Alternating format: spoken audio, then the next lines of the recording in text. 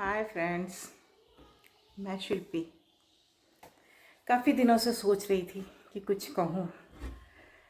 Finally कुछ कहने के लिए मुझे बहुत अच्छी चीज़ मिली है।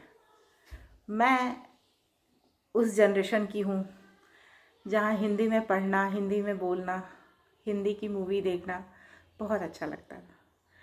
और आज अभी हम उसमें ज़्यादा कंफर्टेबल हैं। किताबें पढ़ना हमारा शौक़ है और हमें पता है कि बहुत से ऐसे लोग होंगे जो हिंदी की किताबें पढ़ते होंगे। और इस बुक ने मुझे कुछ कहने पे मजबूर कर दिया। नरेंद्र कोहली। मैं ये बुक बहुत मजबूरी में ख़रीदी थी। जब मैं ये बुक गई थी एक बुक शो में, तो वहाँ पर मुझे चूँकि कुछ चीज़ें गिफ्ट में मिली, तो मुझे मजबूरी में एक दो किताबें ख़रीदनी पड़ी। और मैंने सिर्फ नरेंद्र कोहली नाम देख के लिया। मैंने सोचा कि क्या ही लिखा होगा सुदामा और कृष्ण के बारे में। ऐसा क्या होगा, शायद क्या ऐसा होगा जो हमने नहीं जाना, हमने नहीं सुना, हम नहीं जानते। मैंने कहा चलो, ऑर्थर तो अच्छे हैं, ले लेती हूँ। और ये किताब के साथ मैंने एक दो और किताबें खरीदी। मैंने उन सबको पढ़ लिया, वो मेरे पसंद की थी। इसे मैंने एक फ़्लाइट में पढ़ना शुरू किया, क्योंकि वहाँ करने के लिए कुछ नहीं था। 2.5 घंटे की फ़्लाइट में कब मैं पहुँच गई मुझे पता ही नहीं चला। इस बुक ने मुझे छोड़ने के दिया ही नहीं अपने आप को, और मैं इस बुक में खो गई। पता है क्यों? क्योंकि ये सिर्फ कृष्ण और सुदामा की कहानी नहीं है। ये आई थिंक हर किसी ने फील की है और हर किसी की कहानी है। ये गरीबी अमीरी की कहानी है, दो दोस्तों की कहानी है, बड़े की छोटे की कहानी है। कोई बहुत राइज कर गया, कोई वहीं रह गया, उसकी कहानी है। बहुत दिनों बाद मिले हैं या मिलने जा रहे हैं, और क्या क्या फीलिंग आ रही है, उसकी कहानी है। ये सच बताएं तो ये वो कहानी है जो हर इंसान फील करता है। अपने पुराने दोस्तों से मिलने की खुशी, एक झिझक, एक अपनापन, एक प्यार, एक दूरी, एक कम मुझे पता है बीच बीच में इंग्लिश के एक वर्ड आ रहे हैं, क्योंकि हम जिस टाइम के हैं थोड़ी सी इंग्लिश घुस गई है हमारी हिंदी में। हम चाह के भी उसे हटा नहीं सकते, क्योंकि हम अगर उसका हिंदी वर्ड ढूंढने लगेंगे तो शायद बहुत हमें भी मुश्किल होगी। तो वापस आते हैं इस बुक पर।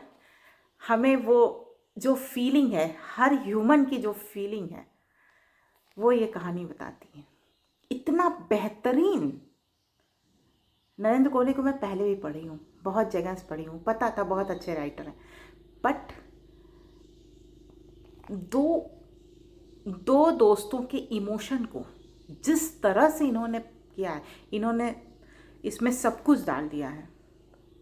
मानसिक, आर्थिक, सामाजिक, हर तरह के रिश्ते को इन्होंने बहुत बखूबी उकेरा है।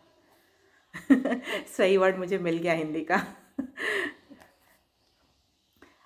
जो भी हिंदी किताबें पढ़ने का शौकीन है, प्लीज़ आप ट्राई करिए। ये मत सोचिए कि कृष्ण और सुदामा का नया क्या ही लिखा होगा। मैं यही सोच रही थी, और मुझे बहुत अफसोस हुआ कि मैं बहुत बार ये बुक मेरे हाथ में आई है, मैं जब लेने गई हूँ और मैंने यूं ही देख के, पीछे देख के कि अच्छा कृष्ण और सुदामा पे हटाओ। मुझे पता है मेरे जैसा बहुत लोगों ने किया होगा, बट नहीं, आप इसे पढ़िए।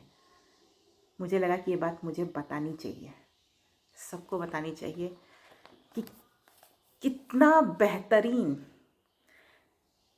ह्यूमन नेचर को इतने अच्छे तरीके से लिखा गया है ना। ये हेड्स ऑफ है कोहली जी को। प्लीज़ आप पढ़िए एक बार फिर। अभिज्ञान, नरेंद्र कोहली। बाय।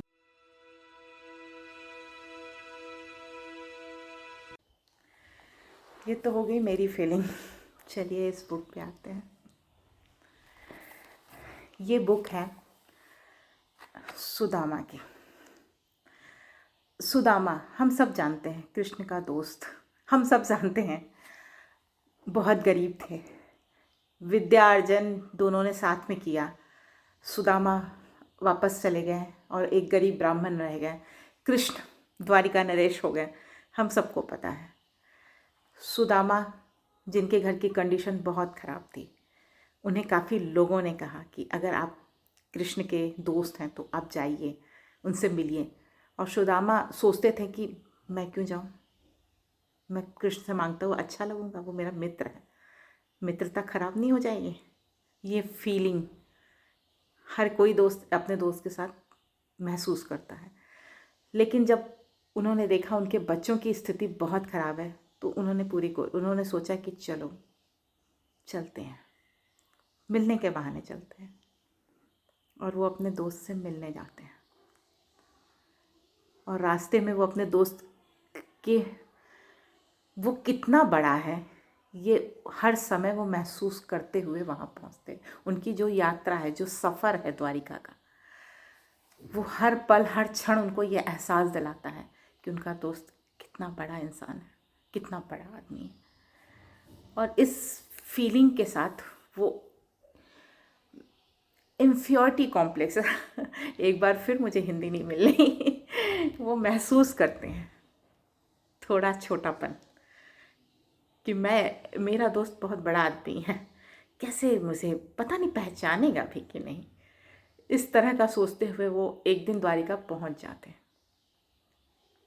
और उन्हें बहुत आश्चर्य होता है कि वो द्वारपाल से जब बताते हैं कि मैं कृष्ण से मिलना चाहता हूँ, और उन्हें लगता है कि उन्हें काफ़ी समझाना पड़ेगा, बट द्वारपाल उनको सीधा अंदर भेज देता है।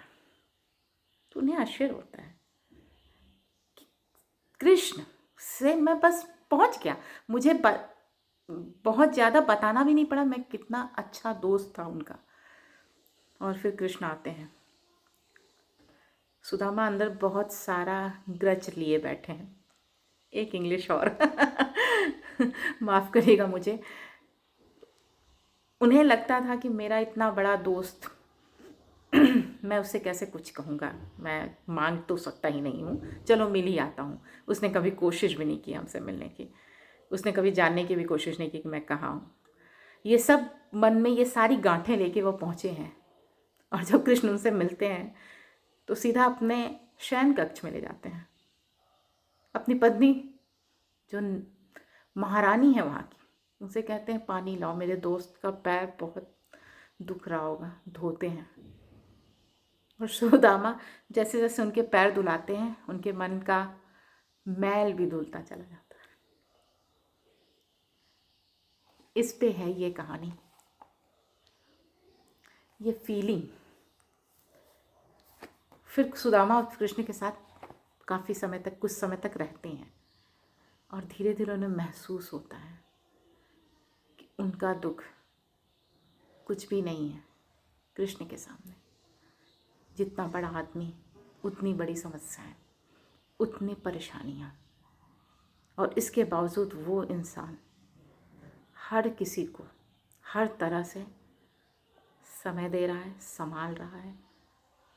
जैसे आजकल कहते हैं ना टाइम मैनेजमेंट, वो सुदामा को वहाँ महसूस होता है कि शायद मैं भी कर सकता था। मैं एक ग्रंथ लिखना चाहता था और मैं अपने जीवन यापन में वो ग्रंथ लिखने का टाइम नहीं निकाल पा रहा था क्योंकि मेरे पास खाने की समस्या थी। इस तरह से काफ़ी चीज़ें सुदामा महसूस करते हैं और उन्हें जो चलते समय अपने मित्र पर क्रोध था, पहुंचने के बाद जो प्रेम था, वो उनके साथ रहते रहते करुणा में बदल गया। क्योंकि उन्होंने महसूस किया कि बहुत भार है मेरे दोस्त पर, बहुत ज़्यादा भार है, और वो चीज़ वो फील कर रहे थे और उन्हें अपने दोस्त पे बहुत दया आ रही थी क्योंकि उन्होंने ये महसूस किया कि हमारी तकलीफ़ें कुछ भी नहीं, हमारी अब तकलीफ़ें बहुत सीमित हैं, बहुत छोटी हैं, खुद की हैं, लेकिन मेरे मित्र की तकलीफ़ें तो पूरे संसार की हैं। और वो उसी मुस्कुराहट के साथ वो सारी तकलीफ़ों को झेल रहा है, मैनेज कर रहा है, संभाल रहा है। एक और इंग्लिश वर्ड फिर सुदामा लौटने का दिन आता है। वो कृष्ण से कह नहीं पाते कि मुझे कुछ चाहिए या नहीं। वो सोचते हैं क्या कहूँ मैं इस इंसान से, ये इंसान इतनी बड़ी बड़ी समस्याओं से घिरा हुआ है, मैं इससे बोल नहीं सकता। और वो वापस आते हैं। हाँ, जाते समय आपको भी पता है और हम सबको पता है, 3 मुट्ठी अनाज ले गए थे जो कृष्ण ने खा लिया था उनसे छीन के। फिर सुदामा विदा लेते हैं और चल देते हैं। लौटते समय सुदामा महसूस करते हैं कि वो भी फेमस हो चुके हैं, एक और इंग्लिश वर्ड, वो भी प्रसिद्ध हो चुके हैं। सारी जगह बात हो रही है कि कृष्ण का कोई मित्र आया है, और वो मित्र दिन रात कृष्ण के साथ रहता है। तो कृष्ण से नहीं, कृष्ण अगर बात नहीं माने तो उस मित्र का पता लगाओ, उससे मिलते हैं और उससे अपनी बात मनवाते हैं। और सुदामा ये सुनते हुए काफ़ी हद तक खुश होते हुए, मज़े लेते हुए वापस आ रहे हैं। लेकिन जब वो घर के पास आना शुरू करते हैं, वो फिर उसी गहरे अंधकार में जा रहे हैं। मैं अपनी पत्नी से क्या कहूँगा, अपने दोनों बच्चों से क्या कहूँगा, मैं कृष्ण से कुछ मांग ही नहीं पाया और उन्होंने कुछ दिया भी नहीं। क्या वो नहीं जानते थे मेरी हैसियत कितनी ख़राब है, कितनी स्थिति ख़राब है। वो काफ़ी घर के पास आके वो एक जगह बैठ जाते हैं और इंतज़ार करते हैं रात का, ताकि बच्चे सो जाएं। पत्नी को समझाना आसान है, बच्चों को समझाना मुश्किल। रात में जो वो अपने घर पहुंचते हैं तो रास्ते से ही उन्हें अपना घर बहुत बदला हुआ नज़र आता है। बाकी कहानी आप सब जानते हैं। ज़रूर पढ़िए, बेहतरीन किताब।